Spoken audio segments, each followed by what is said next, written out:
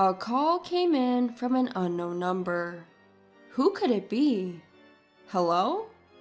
Hello? This is James, your son. It's fine that you divorced my dad, but it's a problem if you don't fulfill your responsibilities as a mother. I mean, I'm already a high school student.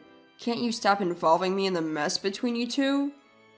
What? What are you talking about, and why are you calling me?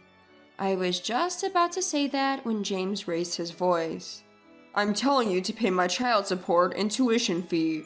The root cause of all this is your infidelity. And now you're trying to take money from my dad? You've got some nerve. At his words, I felt anger rising in me and replied to James, Who do you think you're talking to? I have no recollection of having a child. What? Have you gone crazy? Or are you trying to avoid paying by playing dumb? Don't mess with me. James must think I'm messing with him, but I'm surprisingly serious. As I said earlier, James is not my child. About 14 years ago, at that time, I was married to my ex-husband and we were about to reach our 3rd year. Up until then, our relationship as a couple hadn't changed much, and I think we got along fairly well. On our days off, we often went out together. With my ex-husband often being busy with work, he was away on business about half the month. He worked in sales, and I knew he traveled a lot even before we got married, so I didn't feel particularly out of place. But the one thing I felt was unnatural was the issue with children. Before we got married, I had told them that I loved children and I wanted to have one as soon as possible. Of course, we both had our own schedules. Even if I was ready, if he wasn't, it wouldn't work. So I wasn't in a rush and was taking my time. But 3 years into our marriage, he had never once brought up the subject of having children. By the time 3 years had passed, I thought it was strange and brought up the subject. What about having a child? It's been 3 years, and the older we get, the higher the risk of giving birth will be. Yeah, but I'm busy with work right now. When will you not be busy? Huh? You always say that, and it's been dragging on until now. I can't help it if I'm busy with work. If you keep saying that, I'm going to start wondering if it's really about work. What do you mean? I haven't done anything wrong. Huh? There was something odd about this conversation. I didn't suspect him of cheating. I was just trying to convey that if this continued, I would have no choice but to suspect him of infidelity. But for some reason, he seems flustered. He's hiding something.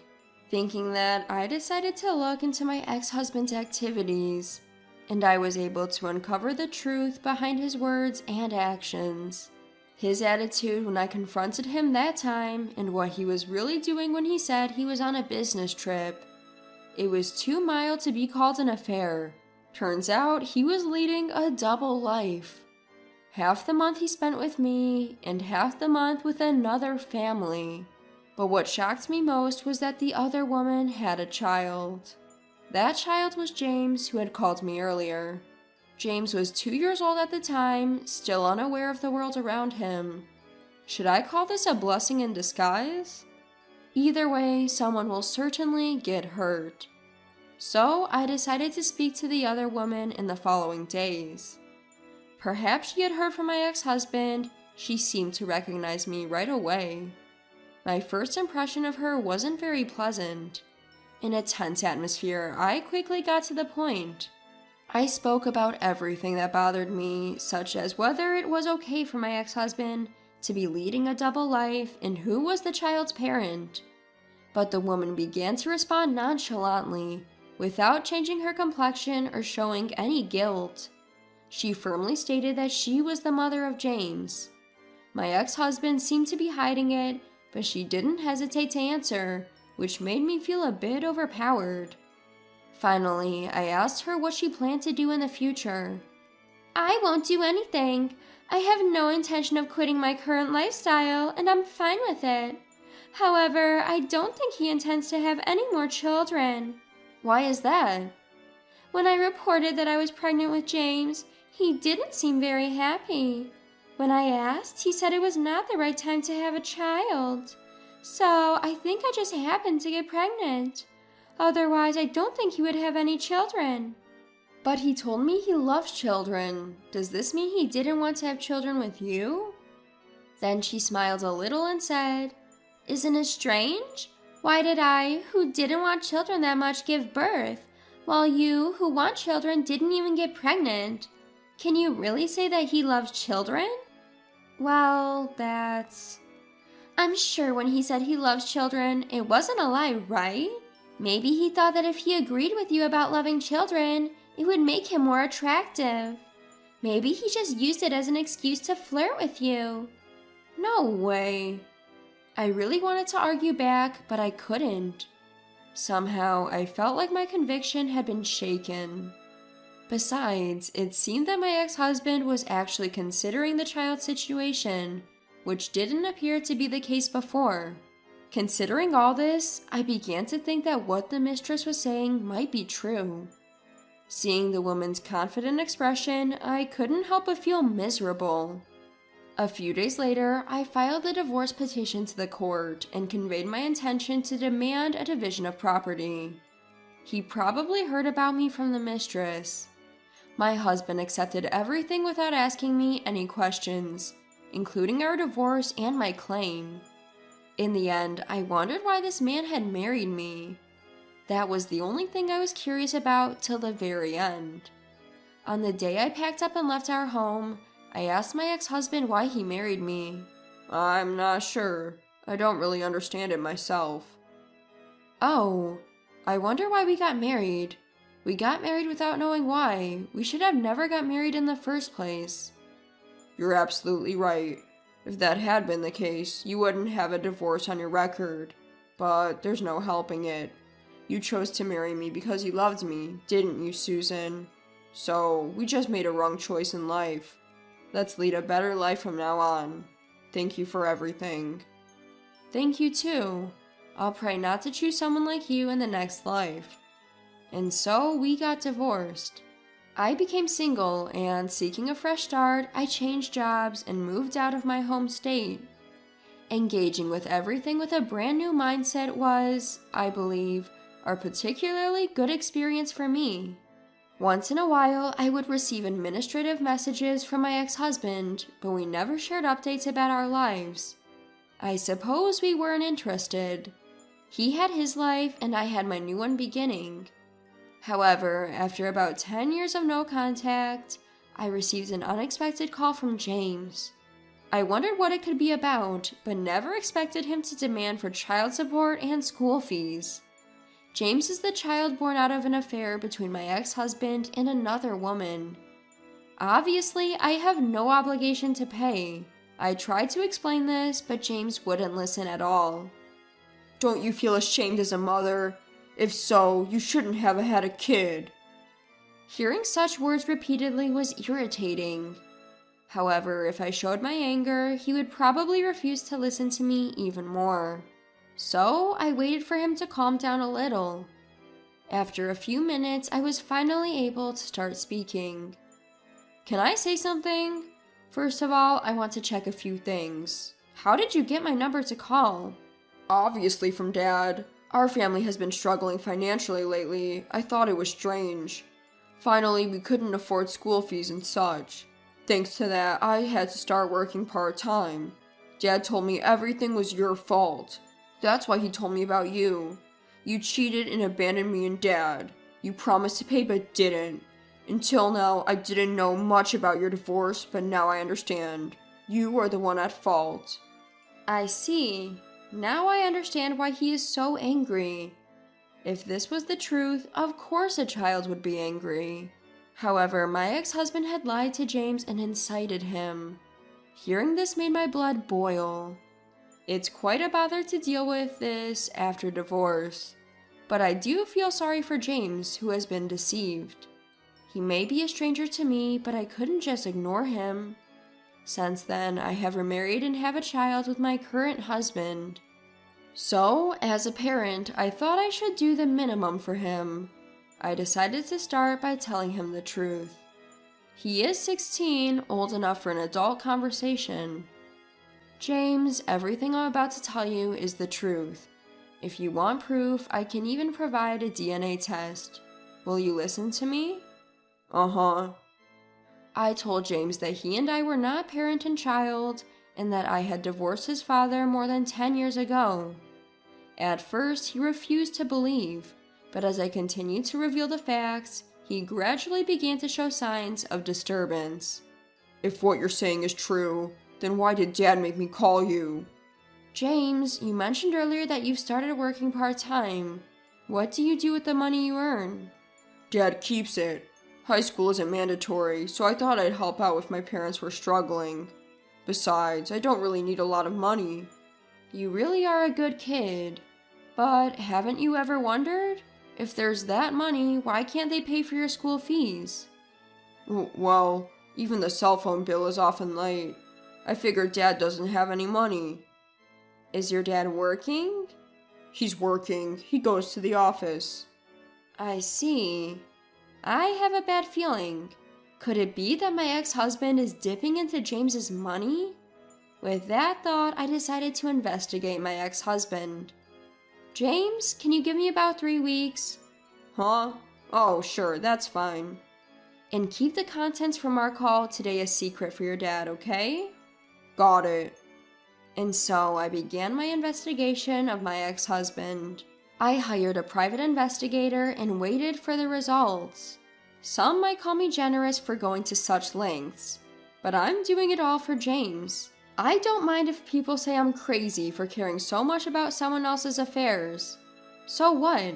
If a child is about to collapse in front of you, would you ignore it? My answer is no. I don't want to be that kind of person. Besides, I hate my ex-husband more than anything for lying to his son.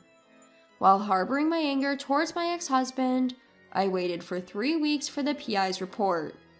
The results came in. The contents left me in shock. At the same time, anger surged within me. Turns out my ex-husband is not a full-time employee, but a temp worker. But it seems he was recently laid off and is now on leave. Apparently, he's been going to the unemployment office, but spending most of his days at the casino. James thought his father was working because he always wore a suit, but he was actually job hunting. And there was no sign of him seriously looking for a job. But the worst part about my ex-husband is that he easily begs his son for money, feigning remorse. That's why James, seeing his dad like that, felt sorry and gave him all his part-time earnings. But in reality, that money was just spent on my ex-husband's casino games and leisure. This is absolutely unacceptable. First, I need to sort out James's life. With that thought, I called my ex-husband's mother. It was fortunate that I hadn't deleted her number. Hello? Oh, Susan! What's up? It's been quite a while. I'm sorry for the long silence, mother-in-law. Could we talk for a bit? I explained the current situation to my mother-in-law. Why did I call my mother-in-law? My ex-husband's mother and her sister are his worst enemies. During our marriage, we rarely visited his family because of that. We had no contact at all after the divorce, but my mother-in-law seemed to think that I had some plans and wasn't angry at all about the divorce. I see. I'm sorry. I thought it'd be better to hear it from him, so I didn't tell you, but he was having an affair. What? Hearing this, my mother-in-law's tone of voice dropped. When I told her all the facts, I could hear her anger on the other side of the phone. Oh, I see. It all makes sense now. The reason I wasn't told about the birth was because the baby was from his affair. He brought James over a few times, but you had just given birth and didn't want to see anyone, so he told us not to contact you. After childbirth, women can become mentally unstable and can even suffer from mental illness. So I respected your wishes and kept quiet. I felt sorry for you when I heard about the divorce, but I couldn't contact you. I see. But I'm happy now because James shows his face every once in a while. He might be a child born out of infidelity, but that's not his fault. So I'm planning to be on his side from here on out. You're such a wonderful grandmother. I feel relieved. Actually, that's why I called. Would you and your husband be able to raise James? Of course. He's been working part-time jobs so diligently, but his father blows all that hard-earned money on slot machines? It looks like I need to give him hell. I'll leave that to you, haha. I just think James is desperately trying to support his father and wasting his future in the process. So I really want him to have a carefree life living with you and your husband. With my mother-in-law determined to raise James, his situation seems resolved. Now it's just about dealing with my ex-husband. I decided to contact him and arrange a meeting for another day. I was still furious about being lied to. When the appointed time came, I met my ex-husband in a coffee shop. His appearance had become ragged compared to before. Didn't expect to hear from you. You've aged, ha ha ha. Anyway, this is about James, right? I'm glad you get it. That'll make things quicker. Why do you have him call me? I've got nothing to lose, haha. I'm seriously broke lately. Got caught doing something shady at my old job and had to quit. James's mom suddenly disappeared, and everything's just been vanishing from my life. But hey, my mom and James still think I'm going to work, haha. It's easy to fool everyone if you just act sorry enough, haha. James is your son, isn't he? Don't you feel anything? He's a good son who gives me money. You won't find a more dutiful son anywhere, haha. Ah, I see. But I'm relieved, since you just said all that in front of them. Huh? 3 people rose from the seat behind me and came to our table. What? You're really the worst. We heard everything. Even at your age, your hopeless character hasn't changed a bit. You're done as a human being. There were my mother-in-law, her sister, and James. It was necessary for everyone to witness his true character firsthand.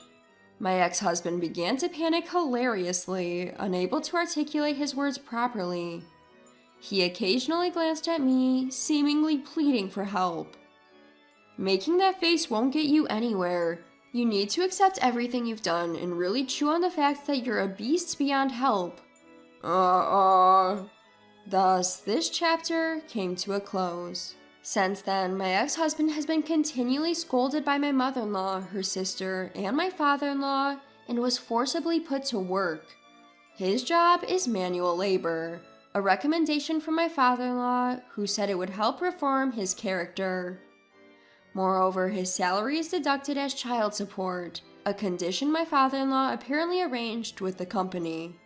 The money goes to my in-laws, who use it for James's tuition and various school expenses. Meanwhile, James is living with my in-laws. He's completely disgusted with his biological father and has been treating his grandparents kindly. He's such a sweet boy, through and through. Whether the actions I took were right or not, I still don't know. But surely, things are better than before for them. From the bottom of my heart, I wish for James to find happiness. Just as my mother-in-law stated, there are no sins in a child.